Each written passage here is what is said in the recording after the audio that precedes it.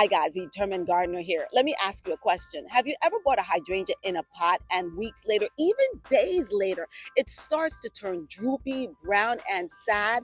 If this has happened to you, this is a video you need to watch. In this video, I'm going to tell you why that is happening and more importantly, why you should stop buying hydrangeas in pots in April and May. During the month of May is when lots of these big box stores put out those potted hydrangeas, and you may be enticed to buy them, but I'm going to tell you to resist that urge because hydrangeas are not in season in April and May. They should not be blooming. So if you are seeing a hydrangea in full bloom, you want to definitely pass on that. Now, garden friends, I'm not saying never to buy hydrangeas in pots during the month of May. What I'm saying is that if you do buy them, they're really more for a decorative purpose, meaning that you can put it in your living room, your dining room, on your front porch. It's more for a quick decorative burst of color, not for long term.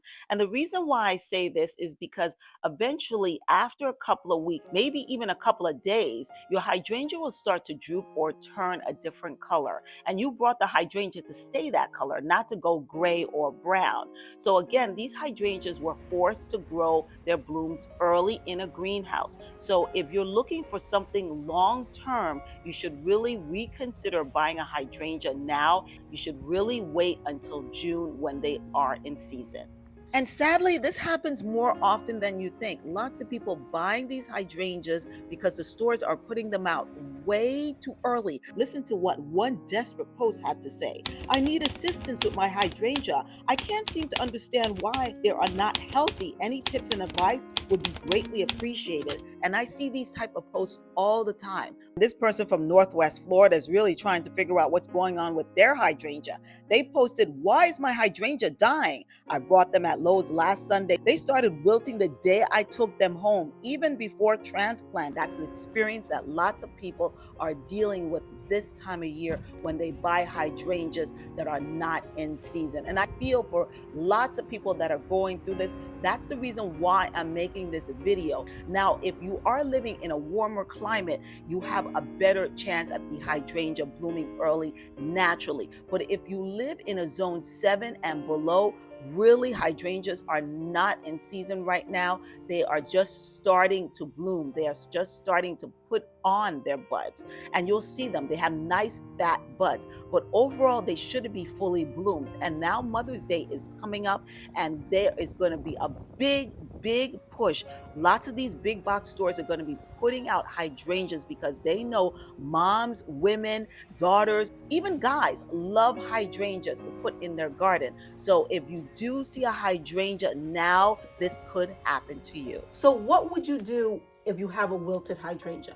The first thing you want to do is hydrate these plants because it's called hydrangea, means it needs to be hydrated. So if you keep it in a pot, the first problem is that this pot will dry out eventually. So you have to keep watering this plant to make sure that the blooms keep nice and perky. So if the blooms start to wilt, what you will do is water the plant. You see the saucer? You put water in this saucer and you put it right underneath the plant and the blooms will perk up again. Once you do that, you will put it in an area where there is morning sun and afternoon shade. You don't want to put this hydrangea in a sunny spot, okay, where there's sun beaming down on it, because these are very delicate blooms and it will start to burn. Now, let's take a look at this hydrangea. It was put in a spot where there was too much sun, and you can see right there, these blooms, you can even hear them, they're fried. Does it mean that it's dead? No, it's not dead because it's still alive. The blooms are pretty bad and they are dead, but the actual plant is still alive. So what would you do? You would snip this off, put it in the ground, and it will grow back for you. Now, you may be seeing this arrangement at your big box stores. It comes in this really cute, pretty decorative container. Now, this is what hydrangeas are supposed to look like. You see, they're not fully bloomed.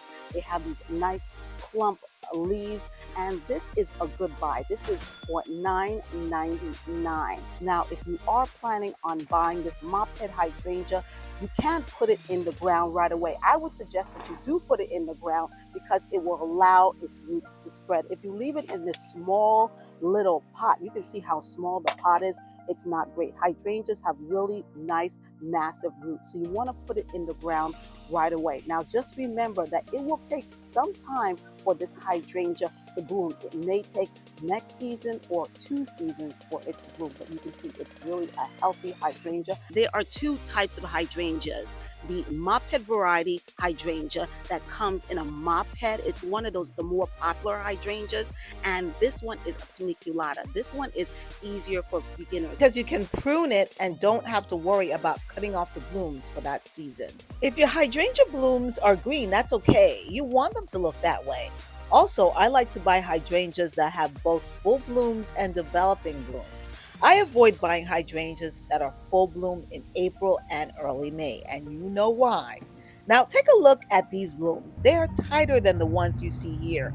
My experience is that these clover-like shaped blooms burn easier in the sun. If I were getting these types of floral hydrangeas, I would keep them in dapple shade instead of full sun. And here's a bonus tip. If the tag just says flowering hydrangea on it, it most likely is a floral hydrangea. Guys, take a look at this clearance rack. Yup, a whole lot of floral hydrangeas just sitting on the rack, wilting away. There are about 20 hydrangeas on that rack. The majority of them really just need TLC, and they will bounce back. In my opinion, the best clearance plants to get are hydrangeas because they may look bad when they're on clearance, but it's just a cosmetic thing. Most of the time, their roots are solid and healthy to just pop into the ground. I avoid giving distressed plants fertilizer. It just stresses them out further, and it just leads to more leaves than flowers. By the way, what color hydrangea is your favorite? I'm a sucker for blue all day.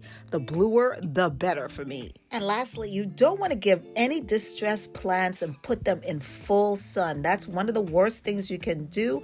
What you want to do is put it in a shaded area or a dapple shaded area. That's the best place to put distressed hydrangeas. And I know sometimes people may forget to water, but they do really like to have moist soil. They can tolerate drought periods at times, but in the colder climates. If you are in a hotter climate, you really do need to keep an eye on your hydrangea and make sure you hydrate it as much as possible, especially during the summer months. Guys, thank you so much for joining me here on my channel, The Determined Gardener. Don't forget to hit that sub button, that like button, and share this video with your family and friends. And do me a favor, if you got any good information from this video, do me a favor and join the family. I have lots more tricks and tips and hacks to help you grow your garden on a budget this season. Until next time, keep on watching.